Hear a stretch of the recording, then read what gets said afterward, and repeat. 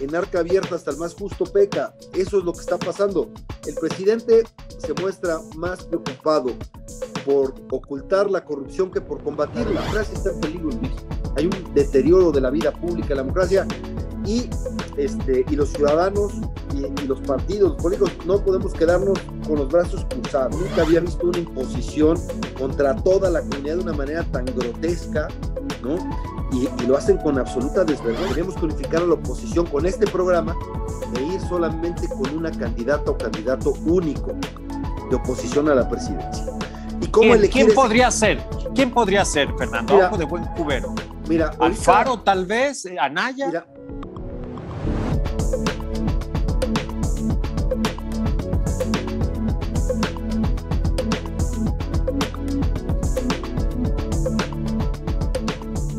gracias, muchas gracias por estar con nosotros. La revolución del debate, el dedo en la llaga. Yo soy Tony Aguirre y me da muchísimo gusto saludarles después de algún tiempo de estar un poco ocupados con algunas obligaciones, pero nunca dejando este espacio vital, este espacio importante que ustedes le han dado ese lugar, ese prestigio, y básicamente por los invitados que tenemos en este programa y por los temas también, desde luego. Y hoy no es la excepción.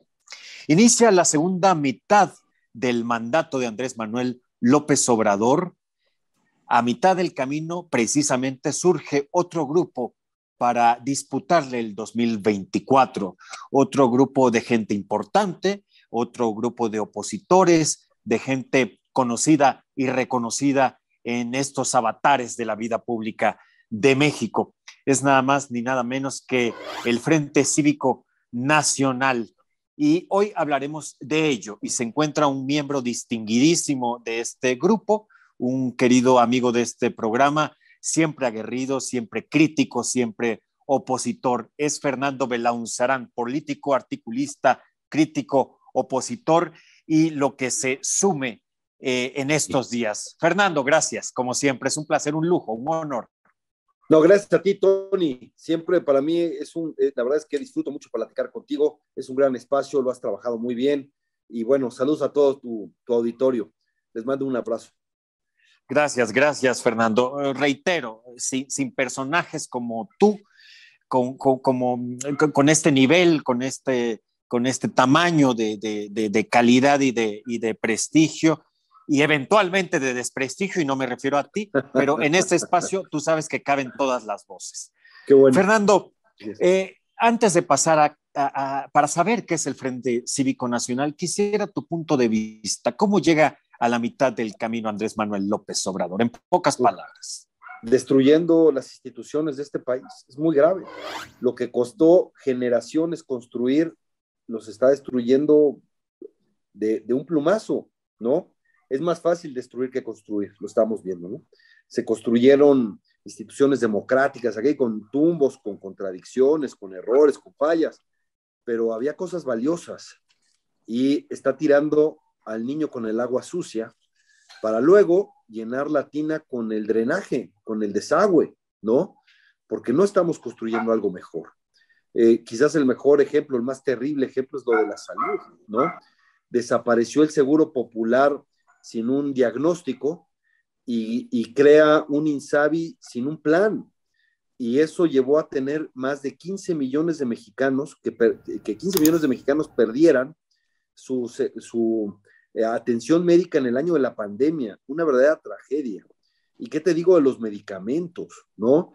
En donde no le gustaba que 5, 6, 10 compañías tuvieran los contratos de la compra y distribución de medicamentos, pero en lugar de ir mejorando, supliendo, tener las cosas ya arregladas para hacer algún cambio, si eso le disgustaba, pues de un plumazo lo cambió todo, quiso improvisar, y vaya que es terrible, porque mucha gente está viendo las de Gaín, y por supuesto ha habido gente que ha fallecido, que con sus medicamentos a tiempo no lo hubiera sido.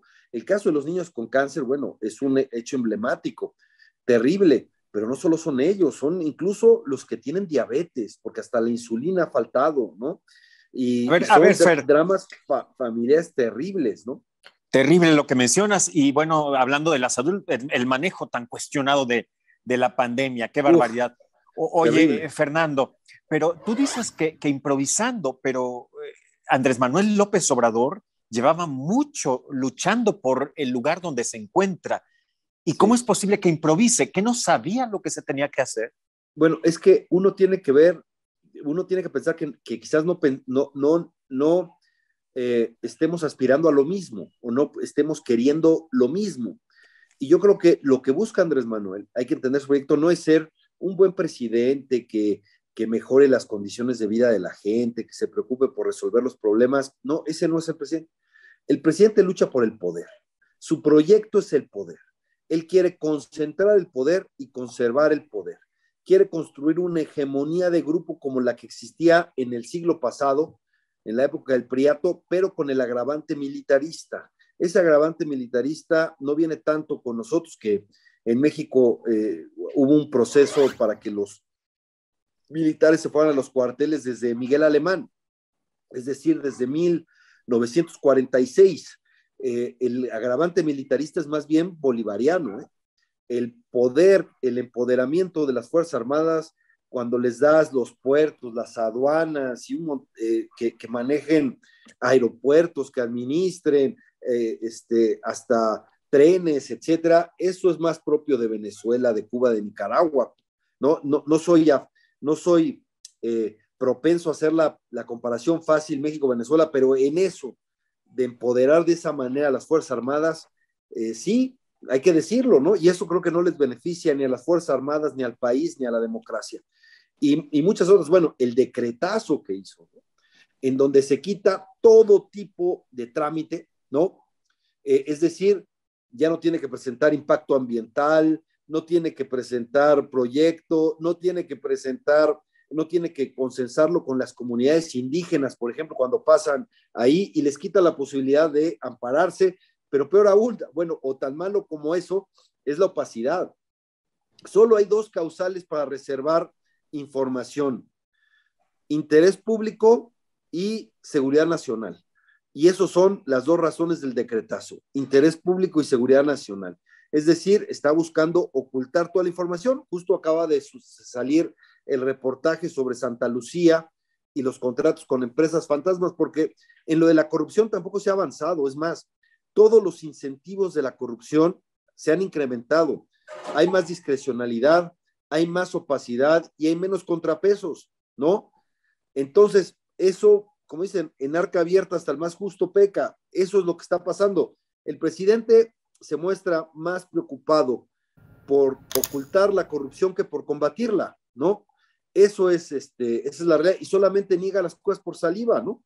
El reportaje famoso de Carmen Aristegui, Proceso y otros medios demostraron que los agricultores que le venden cacao para fabricar el chocolate de los hijos, el chocolate rocío de los hijos del presidente, están recibiendo subsidios de Sembrando Vida. Y no lo ha desmentido, no ha enseñado nada. Ahí están los documentos, es claro. Y descalificó al mensajero, para variar y no perder la costumbre. Exactamente, ¿no? Entonces, son mensajes ominosos de alguna manera, porque, vaya, en este país se asesina a periodistas por hacer su trabajo, y aquí la forma en cómo reacciona el presidente a cada crítica es satanizando a los periodistas, ¿no? Entonces, pero bueno, este es solo un elemento más. La democracia está en peligro en México. Hay un deterioro de la vida pública, la democracia, y los ciudadanos y los partidos, los políticos, no podemos quedarnos con los brazos cruzados, ¿no?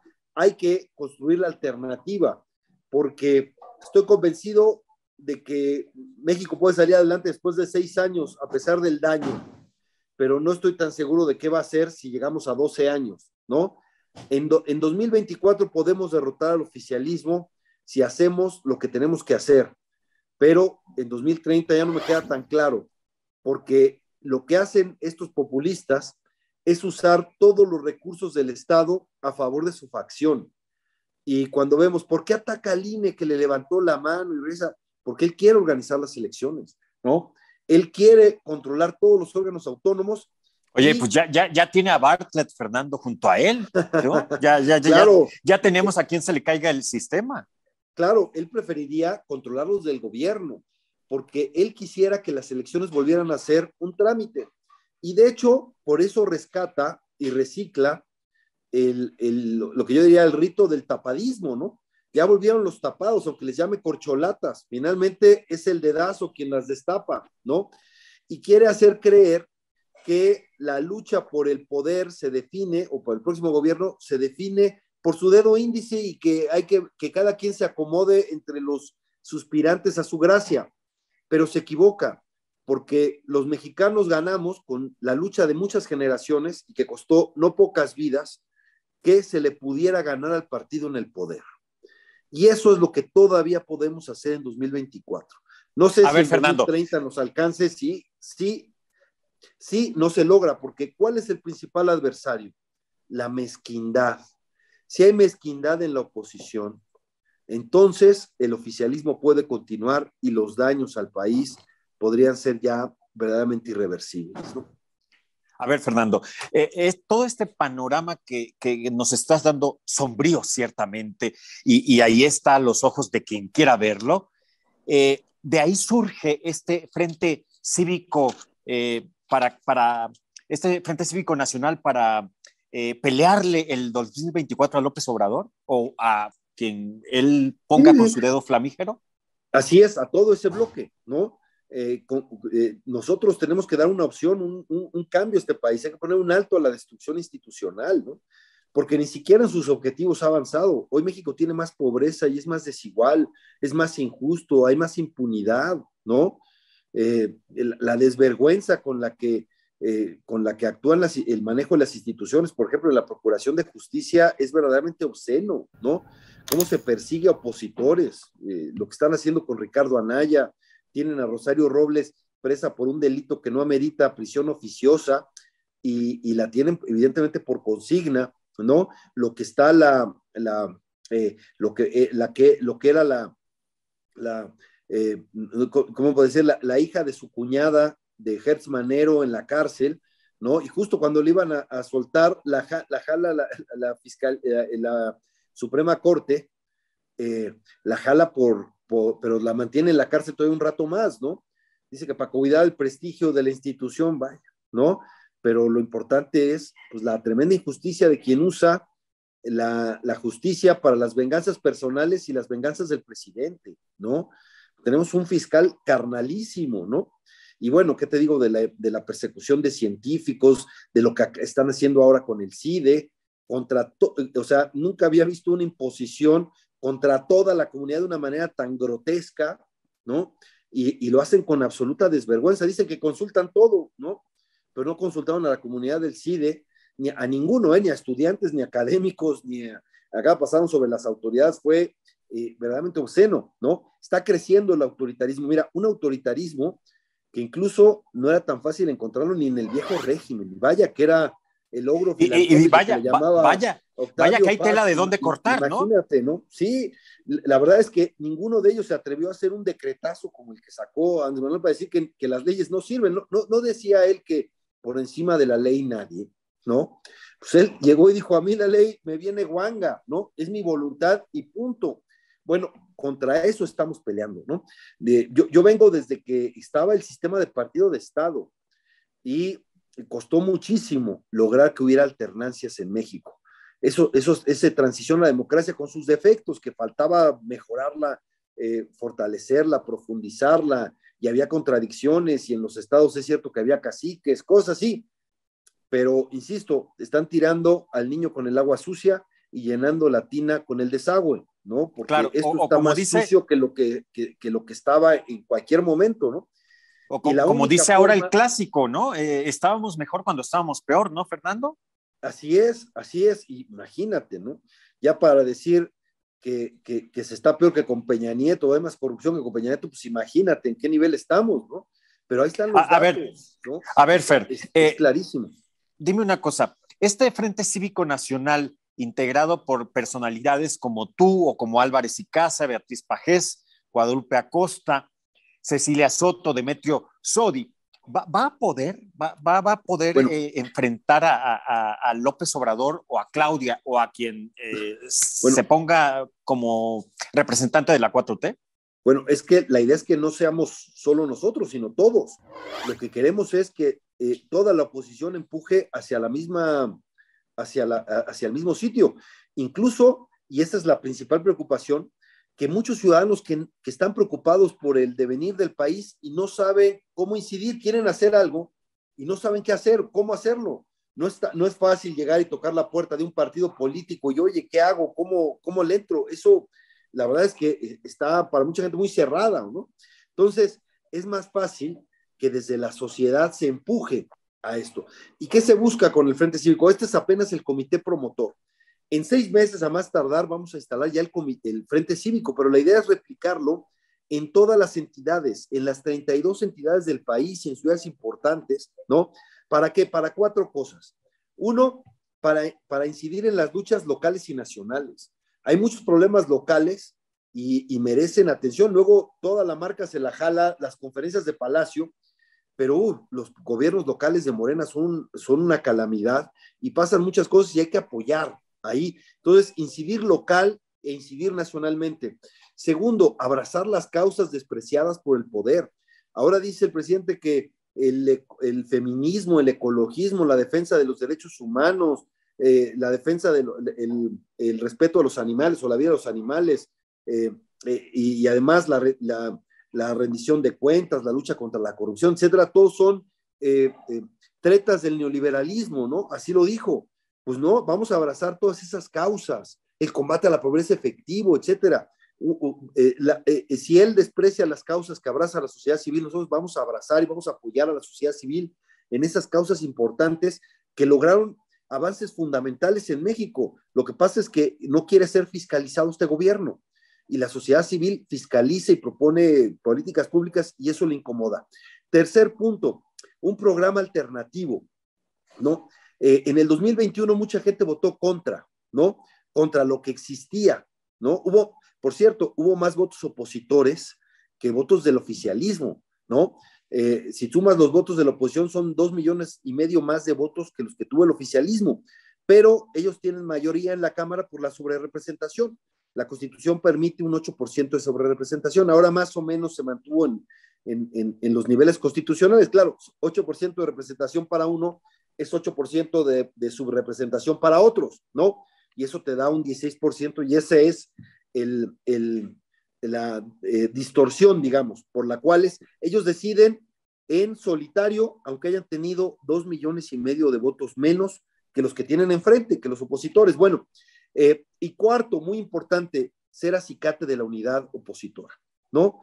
Y cuando yo digo que tuvimos 2,5 de votos más es porque también estoy contando Movimiento Ciudadano, hay que buscarlo, pero el eje de esta unidad tienen que ser los ciudadanos y tenemos que llegar, además de este programa, para construir un programa alternativo en donde la gente pueda entusiasmarse o sea, atender los problemas del presente y tener esperanza hacia el futuro, proyectar a México hacia el futuro y resolver los graves problemas del presente con la participación de mucha gente de tal manera que no solo muchas personas digan que me parece buena tu propuesta, sino que se sientan parte porque construyeron también la propuesta.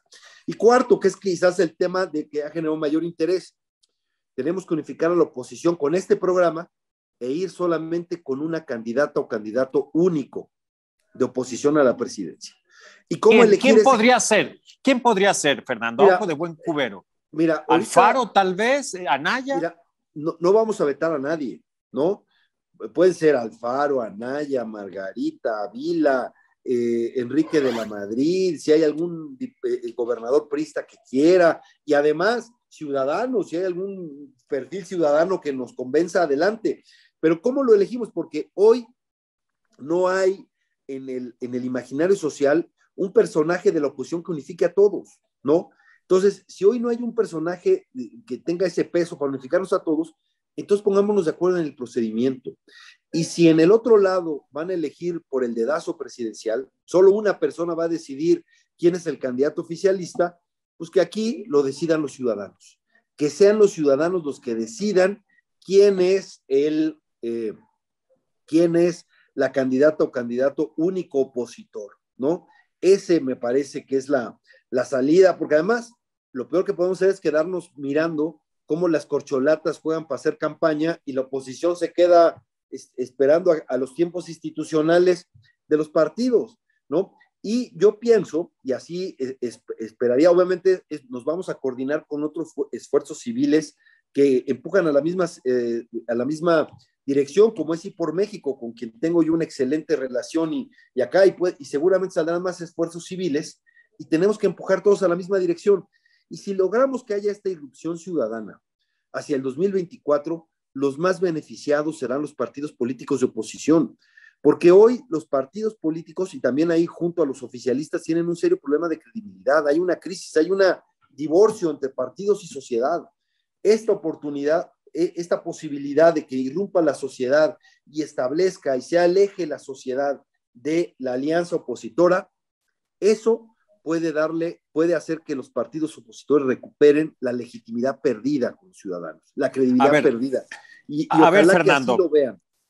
Mira, entiendo lo que me estás diciendo, pero entre las críticas que ha recibido este Frente Cívico Nacional es el hecho de que ha sucedido ya antes, ¿no? No es el primer grupo. Tú mencionas así por México, pero está Frena por un lado o está Futuro 21, que fueron llamaradas de petates. ¿Cómo hacer para no ser eso?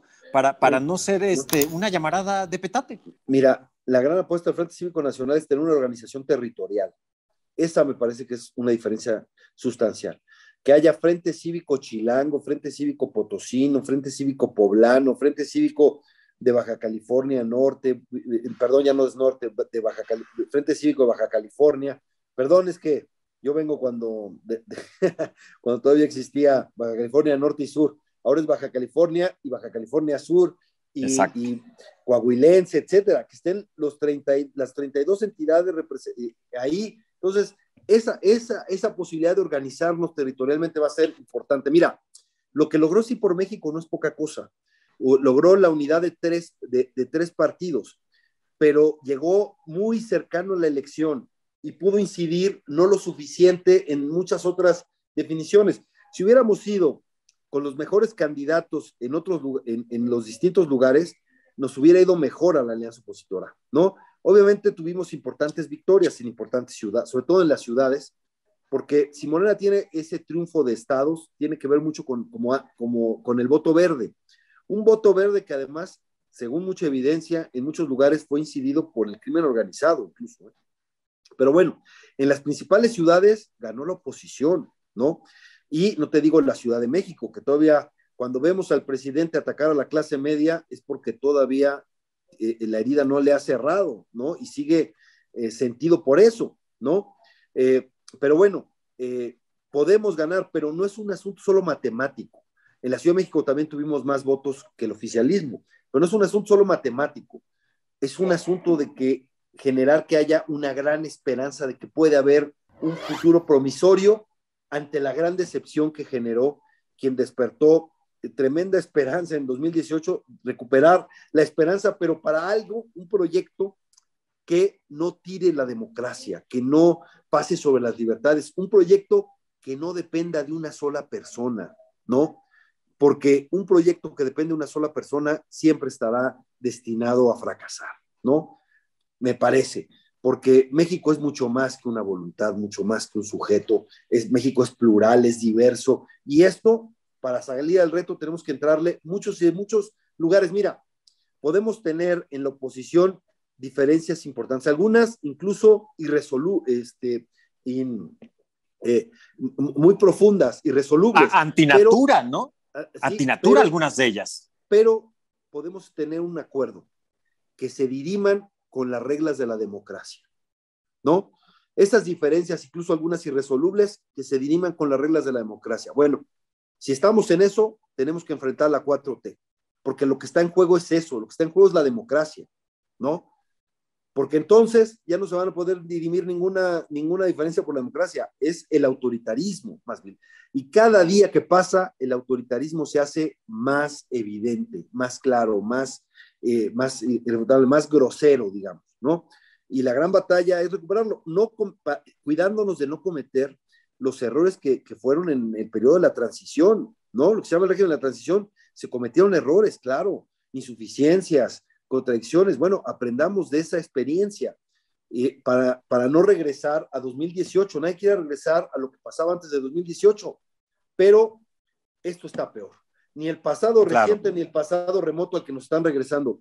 Resolvamos el presente con visión de futuro y los problemas de la democracia se resuelven con mayor democracia, no con el autoritarismo, no regresando a la voluntad suprema, porque ya vemos que esto es un desastre, porque aunque el presidente quiera y presuma logros ficticios y nos hable de Pejelandia, eso que solo existe en su imaginación, la verdad es que la realidad para mucha gente es cada vez más desesperante, cada vez más desoladora, más dura. Sí, y ¿no? ninguna cifra lo apoya, o casi ninguna. Fernando, hemos llegado a la recta final de este programa. Yo te agradezco infinitamente, de verdad, tu generosidad.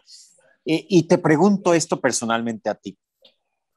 Tú, Fernando Belauzarán, como integrante de este Frente Cívico Nacional, ¿eres exquisito, fifí, conservador?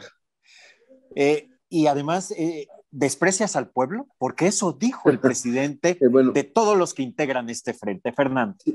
No, bueno, el presidente descalifica moralmente a todo aquel que discrepa. Tú te acordarás que antes ponían un pedestal a Carmen Aristegui, cuando Carmen Aristegui era crítica en los gobiernos de Felipe Calderón y de Peña Nieto. Y ahora que hace un reportaje demostrando que los hijos del presidente se beneficiaron de programas sociales del gobierno, ahora Carmen Aristegui resulta que siempre es conservadora, fifí, etcétera, ¿no? Bueno, eso pasa.